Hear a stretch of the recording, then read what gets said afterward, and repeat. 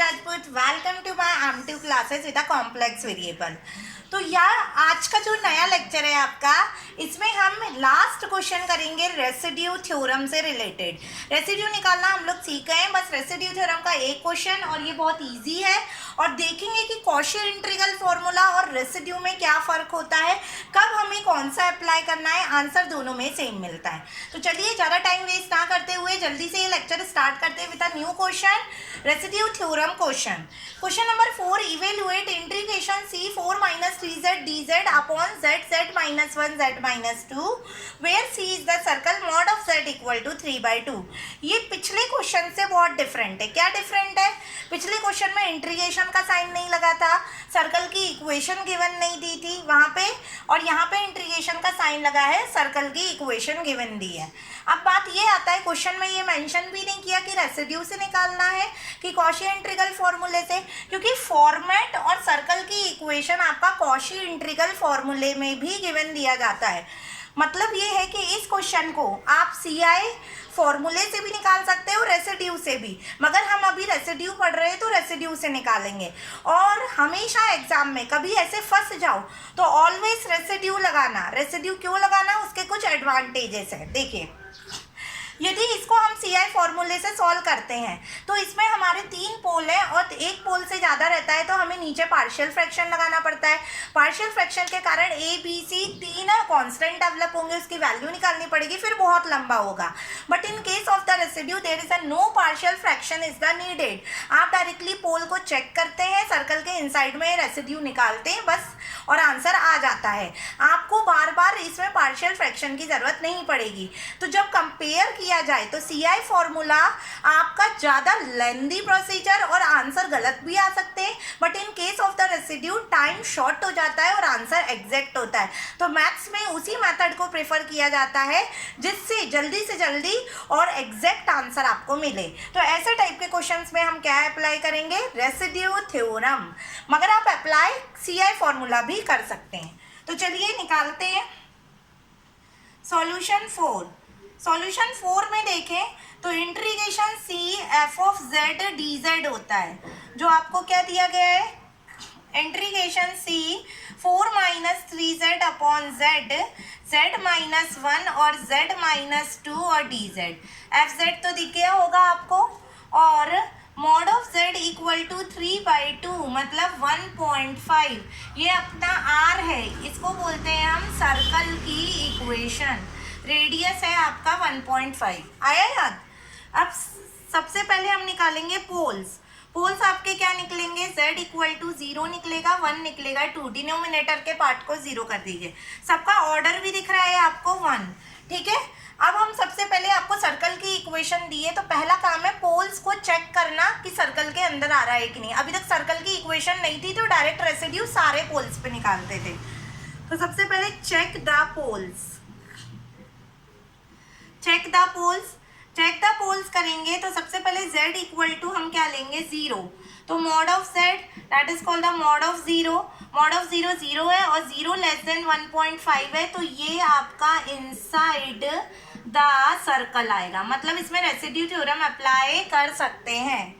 Next z equal to 1, तो mod of z again mod of 1, और ये हो जाएगा 1 और लेस देन हो जाएगा 1.5, ये भी इनसाइड द सर्कल। और फिर नेक्स्ट पोल लेते हैं z equal to 2, mod of z equal to mod of 2, ये हो जाएगा 2 ग्रेटर देन 1.5, मतलब ये आएगा आपका आउटसाइड द सर्कल। चेक तो वैसे ही करना है जैसे आप आते हो, अभी करते आ रहे हो। तो जो 2 इनसाइड है उसका रेसिड्यू थ्योरम हम उसमें अप्लाई करेंगे। इस वाले में रेसिड्यू ना निकालने की ज़रूरत है ना अप्लाई करने की ज़रूरत। तो चलिए पहला अपन स्टार्ट करते हैं residue at z equal to 0 के लिए। z इक्वल टू 0 के लिए रेसिड्यू देखेंगे तो फॉर्मूला सिंपल वाला, limit z tends to a, तो 0 हो जाएगा, z माइनस 0 तो z हो जाएगा, और 4 - 3z होल फंक्शन का इंटू z माइनस 1 और z माइनस 2। यहाँ से z और z आपका क्या हो जाएगा, कैंसिल आउट। तो यहाँ पे बचेगा आपका limit z tends to 0 4 - 3z upon में z माइनस 1 और z माइनस 2। आप 0 पुट करिए, 0 पुट करेंगे तो क्या आ जाएगा आपका 4 माइनस 0 आ जाएगा, यहाँ पे 0 माइनस 1 आ जाएगा और 0 माइनस 2 आ जाएगा। तो ये 4 अपॉन -1 और -2, तो ये हो जाएगा 4 अपॉन 2 और जो कैंसिल आउट आओगे 2। ये हो गया आपका final residue at z equal to 0। अब residue at z equal to क्या निकाल लेते हैं, 1 निकाल लेते हैं, 2 पे तो डायरेक्टली 0 है। तो residue at z equal to 1 पे निकालेंगे तो यहाँ पे लिमिट z टाइम्स टू 1 हो जाएगा, z times to 1 z minus 1 हो जाएगा और इनटू में 4 minus 3z upon z minus 1 और z माइनस 2 हो जाएगा। z माइनस 1 कैंसिल, तो लिमिट z टाइम्स टू 1 ये हो जाएगा 4 माइनस 3z अपॉन z और z माइनस 2। z की जगह पे क्या पुट कर दीजिए 1, ठीक है, मिटा दो इसको।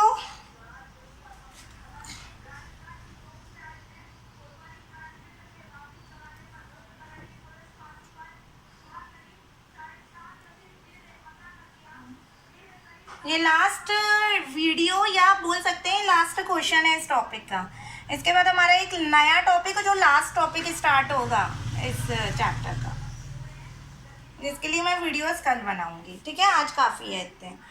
तो अब इसमें पुट करते हैं तो ये हो जाएगा आपका 4 माइनस 1, 4 माइनस 3, नीचे 1 और 1 माइनस 2, 4 माइनस 3 1 हो जाएगा, 1 और माइनस 1, तो आंसर इज -1 आ गया, ठीक है। थर्ड हमको क्या निकालना है, residue at z equal to 0। z equal to 0 पे आंसर 0 आ जाएगा। 0 क्यों आ जाएगा आपका, क्योंकि वो आउटसाइड द क्या था, सर्कल था। आउटसाइड द सर्कल के लिए डायरेक्ट आंसर 0। अब देखिए हम आंसर निकाल रहे हैं, मिटा दूँ मैं टोटल रेसिड्यू, ठीक है। अब निकालेंगे हम अप्लाई रेसिड्यू थ्योरम। तो रेसिड्यू थ्योरम अप्लाई करेंगे तो क्या होगा, इंटीग्रेशन c f ऑफ z dz इक्वल टू होता है 2 पाई i और सारे रेसिड्यू का एडिशन। सारे रेसिड्यू कितने हैं, 2 है,